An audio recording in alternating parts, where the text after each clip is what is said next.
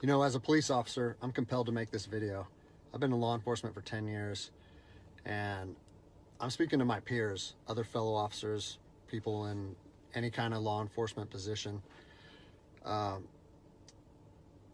I've seen officers nationwide enforcing tyrannical orders against the people, and I'm hoping it's the minority of officers, but I'm not sure anymore, because every time I turn on the television, every time I look to the internet, I'm seeing people arrested or cited for going to church, for traveling on the roadways, for going surfing, opening their businesses, going to the park with their families, or doing nails out of their own house, using their own house as a place of business, and having undercover agents go there and arrest them and charge them with what?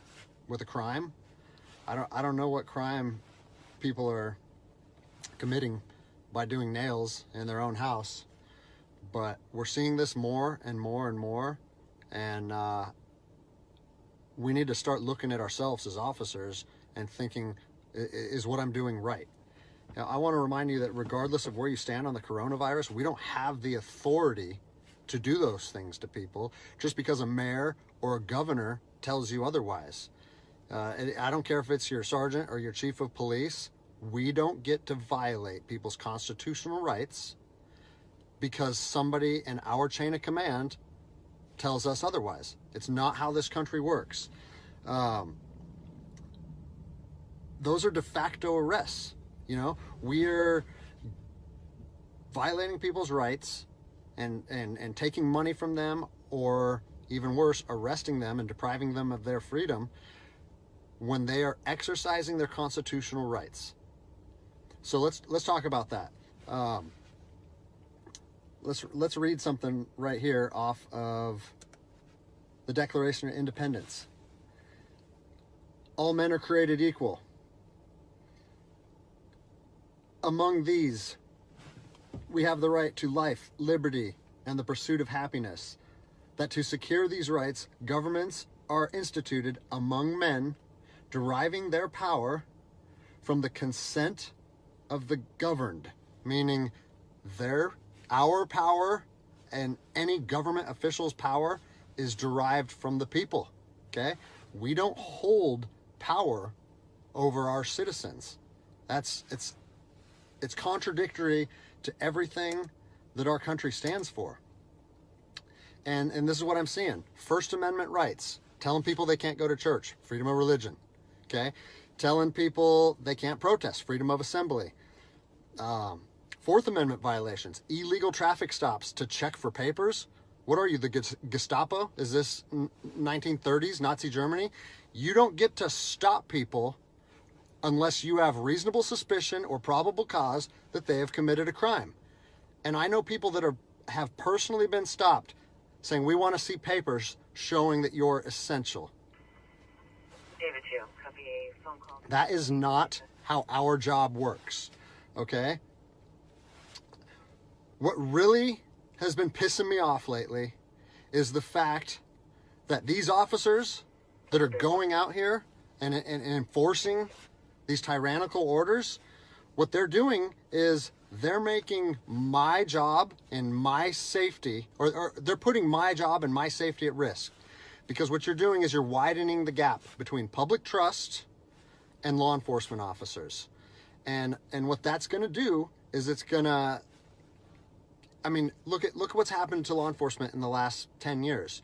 Less and less public trust, and more often than not, that is a result of isolated incidents that get blown out of proportion. They're not isolated anymore. They're happening every single day. And the thing that I want you guys to realize is that our power that we hold as law enforcement officers, it's nothing more than a facade. It's a badge and a gun. And people, you don't realize, if you haven't lived in anarchy, if you haven't seen combat, things can be stripped from people in a heartbeat. And that's what I'm afraid of. I'm afraid that these actions are going to wake a sleeping giant, i.e. the American people, okay? They are going to be put in a position where they won't have their rights trampled anymore. And us as law enforcement officers, we'll have our ability to enforce the law stripped from us in about 10 minutes. Okay?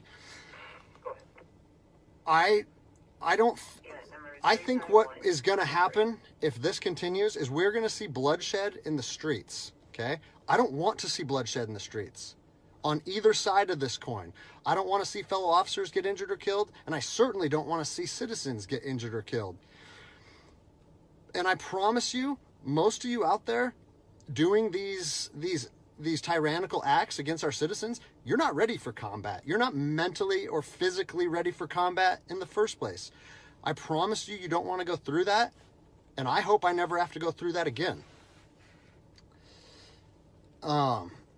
You don't get to just say, well, I'm doing this because I was told to do so, or I'm following orders, or I need to keep this job. Guess what? I need to keep this job more than anybody. I have 3 young children. I have 2 houses. Like, I have the same sob story that the rest of you guys have. But my personal choices and my living arrangements, no matter what they are, don't allow me to trample on people's rights. And I don't understand why that concept is so hard for people to understand. Listen, you need to stand up for what's right. You need to, if you're part of a department or an agency that is asking people or asking their officers or their deputies to impose on people's rights and infringe on their freedoms, you need to step up and say, no, that's not me. That's not what I signed up for, and that's going against my oath. And if that costs you your job, so be it. At least you'll be able to look at yourself in the mirror at night. I've already expressed this to my department. And luckily for me, I come from a department that I feel like my chain of command shares my view, but I don't care what department you're part of or what your chain of command thinks. You don't get to trample on people's liberty. And so, as a special operations veteran, I've fought on the streets of Iraq under the U.S. government's guise of freedom. And I'm telling you what, the American people are going to you are going to wake a sleeping giant, and they are going to fight 10 times harder for their freedom on their soil than anything you've ever seen before. And if that's something you're willing to face, then keep trampling on people's rights. But I promise you, the American spirit of defiance is going to rise again, and it's going to be a big problem for our country. So I'll leave you with this, something that I learned as an E-nothing in the Army. No matter what situation you're put in, if you look inside yourself and ask yourself one question, am I doing the right thing? You ask yourself that, you know the answer.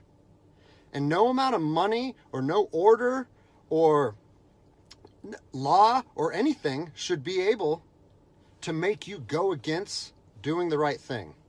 So I'm imploring officers to look inside themselves and ask themselves, is this what I want to be doing to my citizens?